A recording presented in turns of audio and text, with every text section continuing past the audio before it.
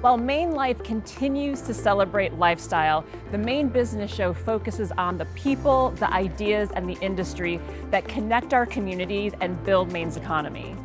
From family-owned businesses to statewide employers, we are taking you behind the scenes to show you what it's really like to do business in Maine.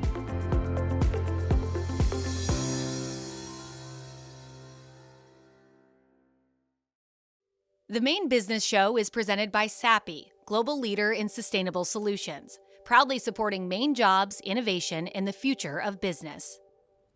Hello and welcome to this episode of the Maine Business Show. We are so excited to bring you to Southern Maine in this episode to highlight so many amazing businesses doing some pretty incredible work. And although we are in the woods right now, we are headed to the ocean for our first segment, which is actually our Rooted in Good segment as well. This is a segment where we highlight incredible organizations that are doing really impactful work in their communities. We are going to start by visiting Lift All Boats, which is a program that was started by Luke's Lobster, and they work with students, kids who don't typically have access to the working waterfront, and they show them all the skills and what they need to know to get into the lobstering industry. Such a great program. Let's check it out.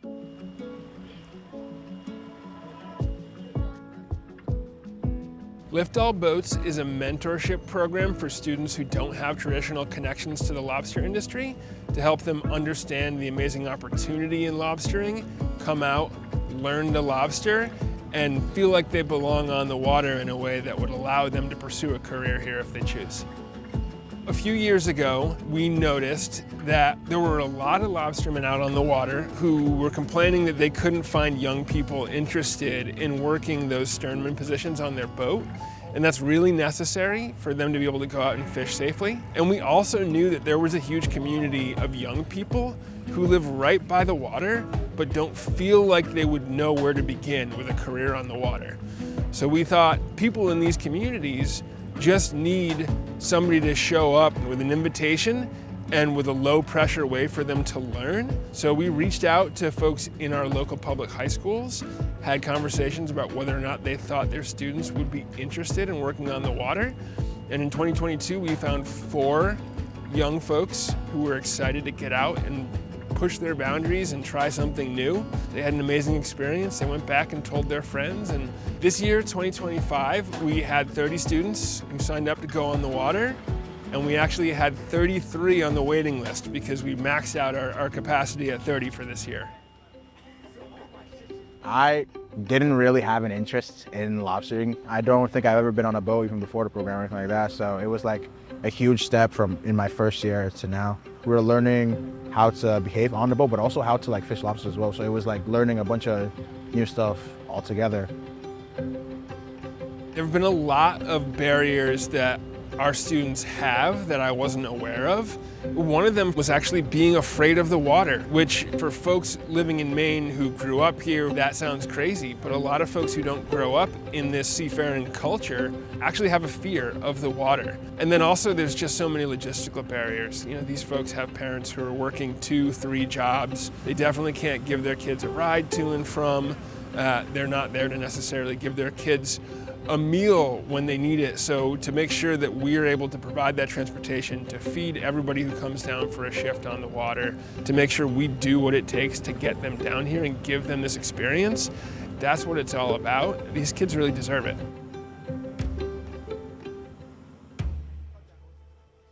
And a typical day for these students, they get down here, they go into the bait shack and get on their gear, and then we just get out there on the water. So we'll go out and we just get fishing. We try to maximize the amount of time that they get on the water, learning the basic functions of lobstering and developing that skill. They learn all the sustainability regulations that our fishery follows, so minimum size, maximum size, V-notching eggers, all of that, you know, they learn from day one. Then they're gonna bring their catch back in, and then they'll sell right here at our buy station at market price.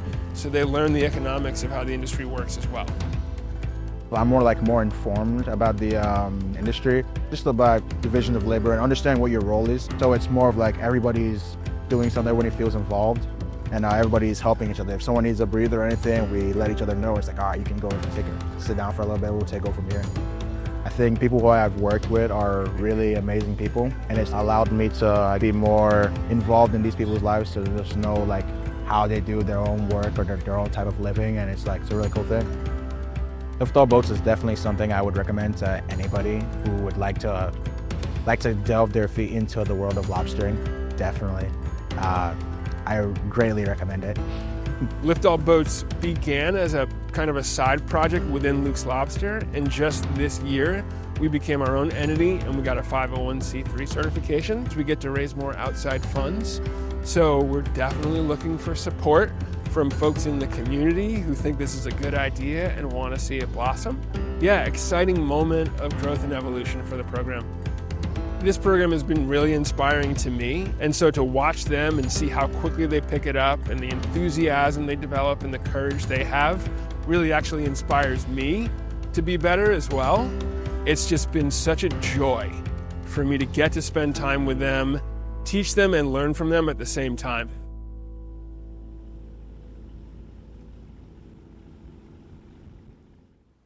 Such an awesome program, and it was really fun to be on the water with the students and watch them actually lobstering. Yeah, it's really cool to see those skills like actually out there on the water. Speaking of, we were just going down the street for our next business to the New England Ocean Cluster at what they call the Hoos, and it's a waterfront collaborative workspace. We're going to hear about what the Ocean Cluster does, but also the small entrepreneurs and businesses that they help there. The New England Ocean Cluster's mission is to support blue economy development through the intentional connection of people. We're not subject matter experts or researchers, but our goal is to make the entrepreneurial process a bit easier through the creation of community. So we have a place in Portland here, the Hoos. This is a collaborative work environment with lots of like-minded people. So there's not a lot of places like this in Maine, or not a lot of places like this in Portland. It's an adapted Scandinavian model that we took from our partners at the Iceland Ocean Cluster in Reykjavik and brought it here because the Iceland Ocean Cluster started up to support a lot of similar type businesses that rely on things like fishing and natural resources. Those types of businesses are very challenging to start up. So in Iceland and here at the New England Ocean Cluster, we work really hard to help entrepreneurs build relationships with elected officials, other business leaders who have done things similar to them in different ways. And we work really hard to bring institutional academic capacity to the desk of an entrepreneur. The University of Southern Maine, which is where our Office of Commercialization has recently been established, has a lot of infrastructure that can support entrepreneurs trying to figure things out like, what is my materials, physical characteristics? How can I test a composite that I want to use for perhaps one of my marine vessels that I'm working on? So Viable Gear and Katie Weiler came to us through the Science and Technology School at the University of Southern Maine. And what we wound up doing was helping her engage with some early stage material development exercises at the university.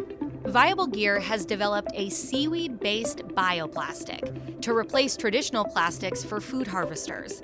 Founder Katie Weiler came up with that idea after witnessing the impact of plastics on the environment here in Maine. I moved back to Maine in 2019 and was up in Penobscot Bay where I grew up on some of our islands that are uninhabited that I grew up going to, and one of them just concertedly had so much more trash than I originally had remembered, and a lot of it was ghost gear. So ghost gear is the plastic pollution from our fishing and aquaculture industries, and there wasn't a lot that people were doing working on kind of biodegradable fishing gear.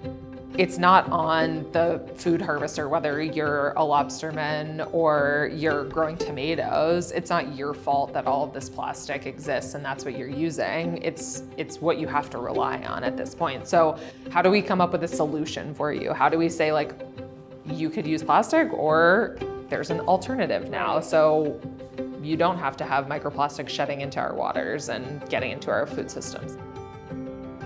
We're launching or have launched a rebrand and have our pre-sale live on our website right now. The initial product is a twine that we call sea twine, and we're launching it for agriculture and farming. So trellising twine, tying tomatoes, tying cucumbers, whatever you want to trellis that needs to be reinvigorated with twine at some point is what we're targeting, and that includes hops and all sorts of fun crops and people who we've talked to are going to be using our twine.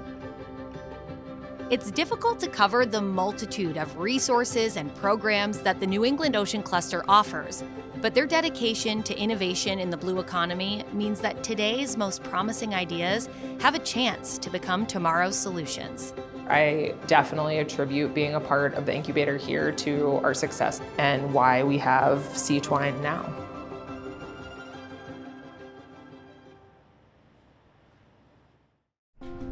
In Maine, the story of SAPI begins here, among the trees.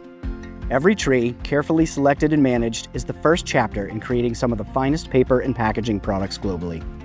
From the forest, the journey continues here to Skowhegan, where for 50 years, the mill has transformed raw materials into high-quality coated paper, packaging boards, and specialty products trusted by global brands. Here, technology and tradition work side by side. The mill houses two of the most advanced paper machines in the world, resulting in sustainable products that are made more efficiently using approximately 80% renewable energy, ensuring every step is efficient, precise, and consistent. SAPI doesn't just make paper here. We support thousands of Maine families and communities, helping drive Maine's economy forward. SAPI is a proud sponsor of the Maine Business Show, and we are proud to call Maine home. Portland's working waterfront is a vital part of the city's history, identity, and economy. And as Portland continues to grow, a new vision for the waterfront is coming into focus. For this next story, we'll hear from developer Jonathan Cohen, who is thoughtfully reimagining spaces across the city. Quincy joined Jonathan on the site of one of his latest projects. We're standing right now at 144 4th Street, which will be the future site of Madrid's.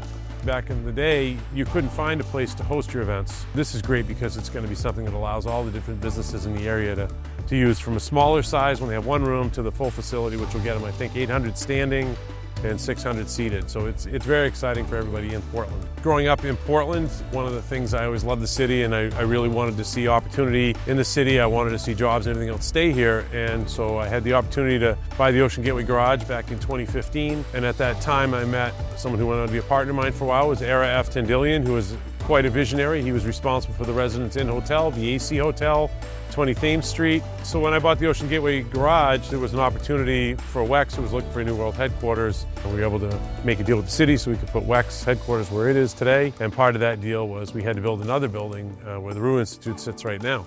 So I'm a big believer in this part of the city and has breathed so much new life into Portland in the technology sector. And just I really look forward to seeing what the future brings. So we really are in the heart of downtown right here, just kind of like in the lively spot of Portland. In the last 10 minutes, we've heard the narrow gauge go, we've heard the cruise ships blast their horns. I think 3 planes have gone overhead. It's just, there's so much activity down here on this side of India Street. It's like a different city than it was 5 years ago. Absolutely, and you can even, if we walk up this road, you'll see all the vendors who come in, all the local vendors who come in when the cruise ships are in town. You'll see the Drift Collective, which is located next to Brickyard Hollow.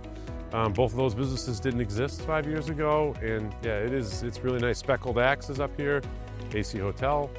It's a beautiful area. A lot of local Maine businesses doing really well. We're really excited to have Madrid's. We had a lot of conversations with them and understand their space they want to operate within. So we're very excited for it. And we still need a major convention center in the city, which has been tried but not successfully delivered yet.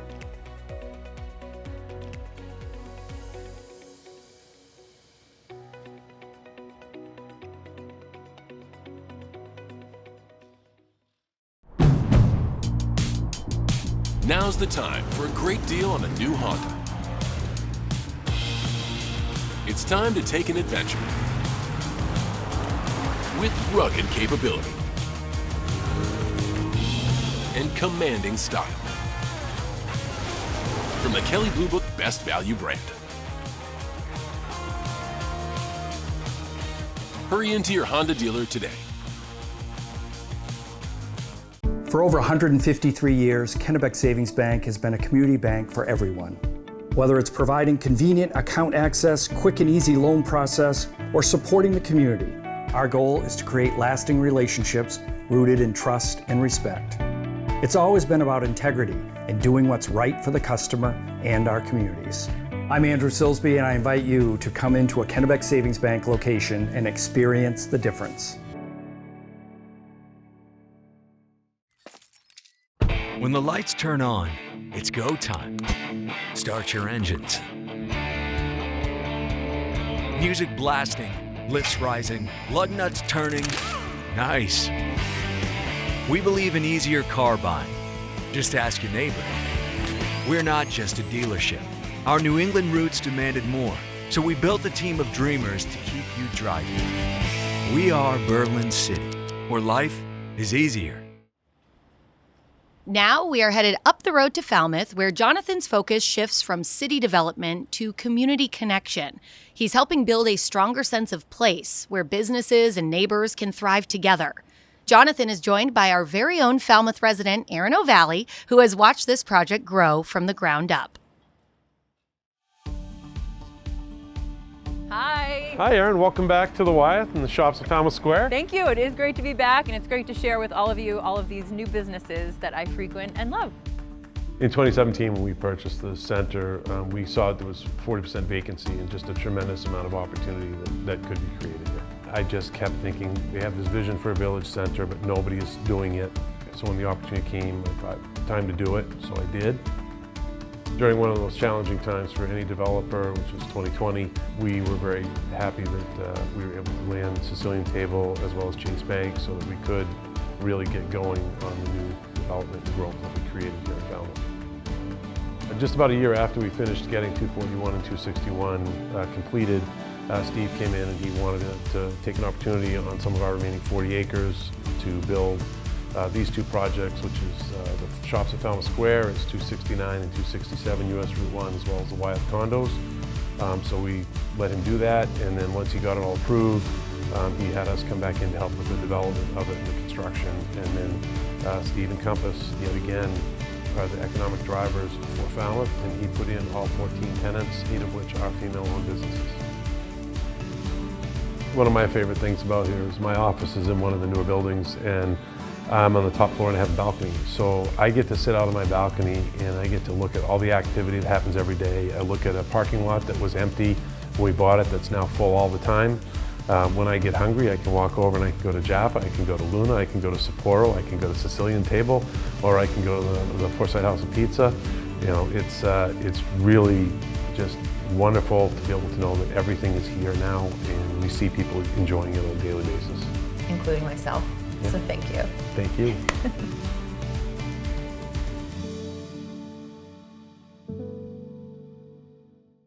Welcome back to the Maine Business Show. We are wrapping up today's segment by heading back to the water, and we're going to go pay Handy Boat a visit. That's right. They are Maine's largest anchorage. They are a full-service boatyard. There's a restaurant. They're a marina. A lot goes on there. We were able to catch them when they were pulling moorings out of the water, which was really cool to see behind the scenes. So we're excited to show you down in Handy Boat.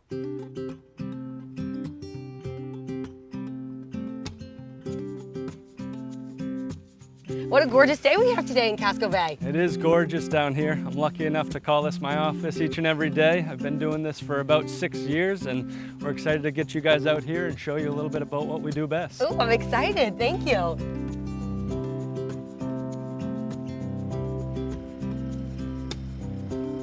Handy Boat, located here in Falmouth, Maine, was started in 1934 as a boatyard and an access point for many of the commercial fishermen in the area, as well as some of the recreational boaters. It wasn't to the scale or scope that it is today, but it acted as a service point for some of the commercial fishermen in the area, as well as the small amount of recreational boaters back then, and it over time has grown into what it is today, which is a fantastic spot on Casco Bay to access the water. We have about 316 members here that get access through our facility. We work on just about 300 boats throughout the course of the year. We store 150 of them here on site between indoor and outdoor storage. We have several technicians on staff full-time that work on everything from engine service to varnish to rigging. And then we have a mooring service where we touch about 380 moorings throughout the course of the year. We change over all of them every fall and reinstall them every single spring. And that's the long and the short of handy boat service. Although we do not have slips like a traditional marina, yes, we offer similar amenities to what a marina would offer, but it's a slip-based service where people can get to their boats via our launches. Whether they be members of ours or members of other local access points, the Town Landing or Portland Yacht Club, they're still able to get a service through us from a mooring standpoint. And yeah, we have a barge that we run year-round, whether it be doing winter changeovers to pull all the balls out of the water, or whether it be middle of the summer doing dock work, ramp work, anything that falls under that purview of our kind of mooring team. I started working at Handy Boat in 2020. Always lived in the area, grew up in Cumberland myself. Always had a unique fondness for the water. It's been an incredible experience for me. We try to give our team as much upward mobility as possible. It's unique because it's a small team. At the end of the day, it's not a conglomerate, it's not a Fortune 500 company. Finding opportunities for our team to continue to grow and stay fulfilled is definitely one of the trickier things we run into. So a lot of our guys, their passion is boating, and that allows us to kind of retain some people, definitely. We're fortunate. They love boats, they love working on boats, they love being on the water. The process in the fall for hauling our mooring balls out, we'll take one of these pennants, we will attach them to our crane. We pull the mooring ball up. Underneath there's about 50 feet of chain that attaches the mooring ball to an anchor that sits on the bottom of the ocean. We pull it up just enough to get access to the chain, where we'll tie it off, we'll put the ball on deck, and at that point there's shackles that attach the center chain through that mooring ball to the chain that goes to the bottom. The bottom chain is attached to we call them mushrooms, but they're big anchors at the bottom. They sit in the bottom of the ocean, they kind of dig into the mud, and that's where you get kind of your holding power. A few people use big 5,000-pound blocks. We don't use a lot of those. We find the mushrooms for our setup work a lot better. Fine. We'll put 50 feet of pop warp, which is a traditional lobstering line. Yeah. We've put 50 feet of pop warp, and then we tie a log to that pop warp and the chain. We'll send the chain to the bottom of the ocean. It sits in the mud, doesn't oxidize through the course of the winter.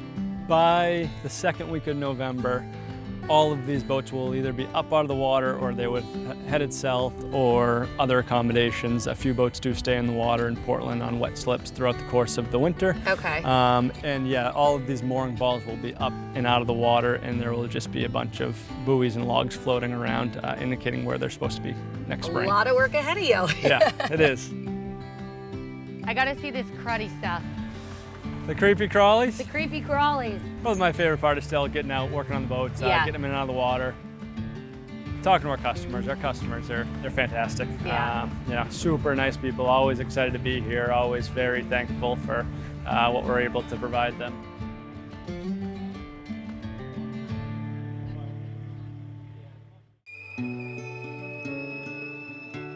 When someone calls us to help sell their home, it's never just about the sale. It's about the stories inside those walls, the memories, the letting go, and the looking ahead. When Kathy reached out, we didn't start with the numbers, we started with a cup of tea and time. We talked about her neighborhood, her family, what her place meant to her, and what kind of future she imagined next. This is the part I love, not just the home, but the people. I've built a team that feels the same way.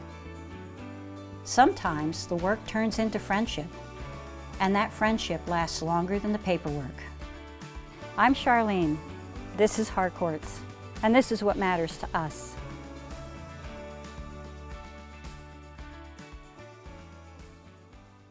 And that's going to do it for this episode. It was great to feature so many amazing businesses in Southern Maine. Thank you so much for joining us, and we'll see you back here next time on the Maine Business Show.